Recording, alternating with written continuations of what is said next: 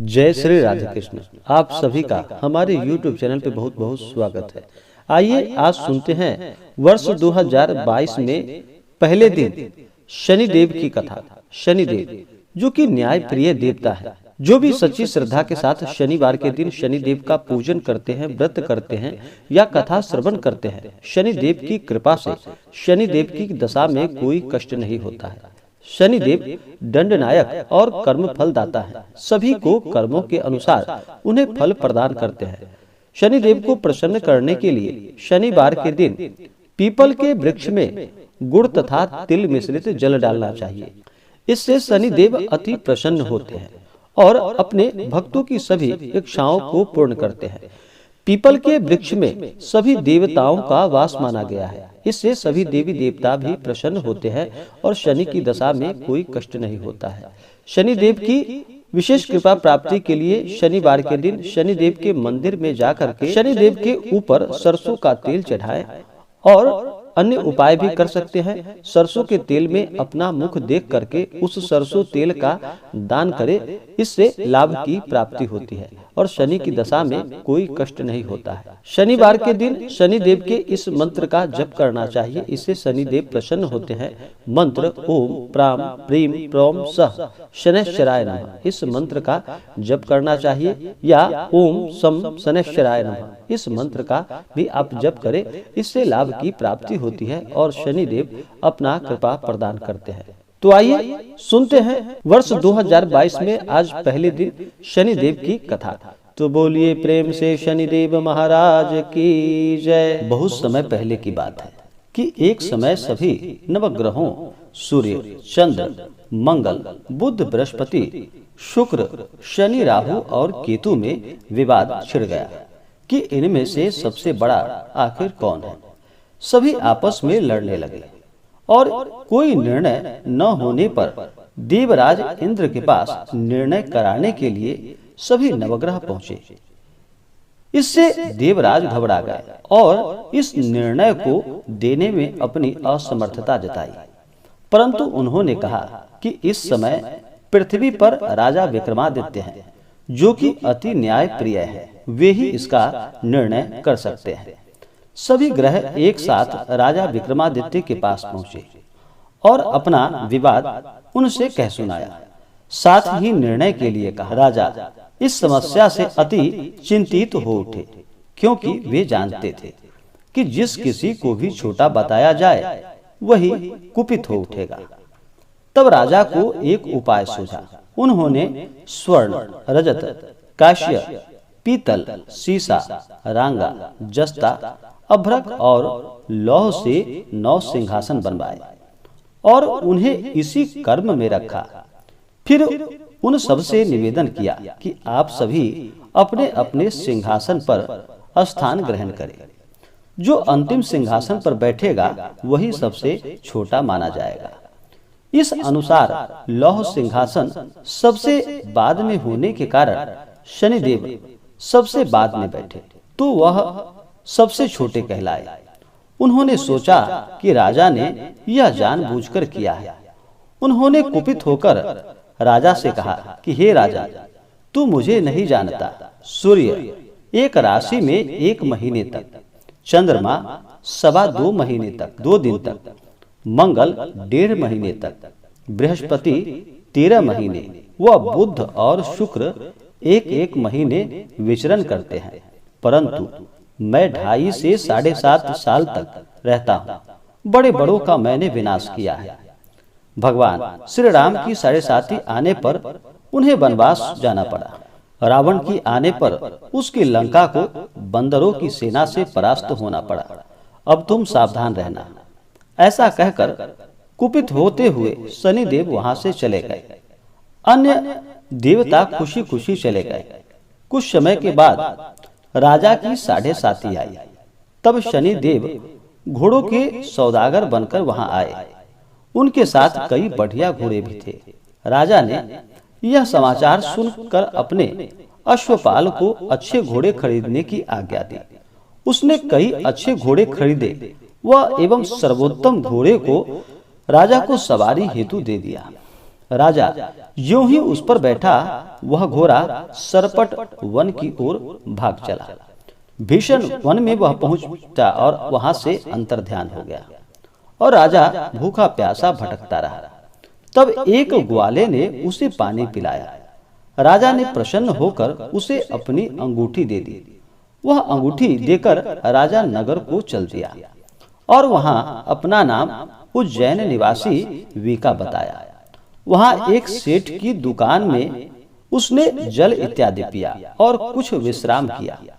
भाग्यवश उस दिन सेठ की बड़ी बिक्री हुई। सेठ ने उसे खाना खिलाने के लिए कहा कि आओ मेरे साथ, मैं तुम्हें अपने घर ले चलूं और वहां पर खाना खिलाऊंगा। तब राजा उस सेठ के साथ चले गए और जब उसके घर में गए तो वहां देखा कि एक खूंटी पर एक हार टंगा है जिससे कि खूंटी निगल रही थी। थोड़ी देर में पूरा हार गायब था। तब सेठ के आने पर देखा सेठ ने कि हार गायब हो चुका है। उसने समझा कि वीका ने ही उसे चुराया है। उसने वीका को कोतवाल के पास पकड़वा दिया। फिर राजा ने भी उसे चोर समझकर उसका हाथ पैर कटवा दिया और वह चौरंगिया बन गया और नगर के बाहर उसे फेंकवा दिया गया। वहां एक तेली वहां से निकल रहा था जिसे कि उस पर दया आई और उसने वीका को अपनी गाड़ी में बिठा लिया। वह अपनी जीभ से बैलों को हाँकने लगा। उस काल राजा की शनि दशा समाप्त हो गई। वर्षा काल आने पर वह मल्लहार गाने लगा। तब वह जिस नगर में था वहां की राजकुमारी मन भावनी को वह इतना भाया कि उसने मन ही मन प्रण कर लिया कि वह उस राग गाने वाले से ही विवाह करेगी। उसने दासी को ढूंढने के लिए कहा। दासी ने बताया कि वह एक चौरंगिया है, परंतु राजकुमारी ना मानी। अगले ही दिन उठते ही वह अनशन पर बैठ गई कि विवाह करेगी तो उसी से करेगी। उसे बहुत बार समझाया गया, लेकिन जब वह ना मानी तो राजा ने उस तेली को बुलाकर और विवाह की तैयारी करने को कहा। फिर उसका विवाह राजकुमारी से हो गया।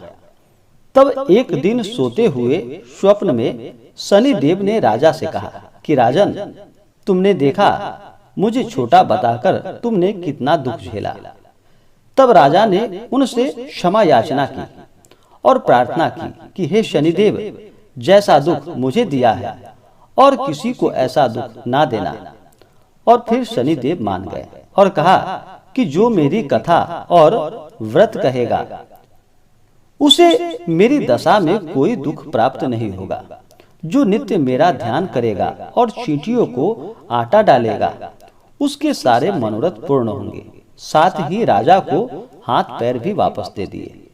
प्रातः आंख खुलने पर राजकुमारी ने देखा तो वह आश्चर्यचकित रह गई। वीका ने उसे बताया कि वह उज्जैन का राजा विक्रमादित्य है। सभी अत्यंत प्रसन्न हुए।